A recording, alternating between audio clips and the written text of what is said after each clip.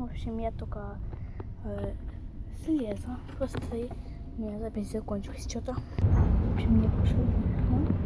В общем, я только что вернулась, потому что там что-то скучновато было. Простите, что мне может быть плохо видно, я повторяюсь, просто тут плохое освещение. Сейчас, потому что мы едем там, где темновато. В общем, у нас первое купе и места третьей стороны. Я сейчас поеду. Короче, мы едем из Питера в Москву, и мне в Питере купили Волкон Ситипоп. Я думаю, что у меня будет золотой шар.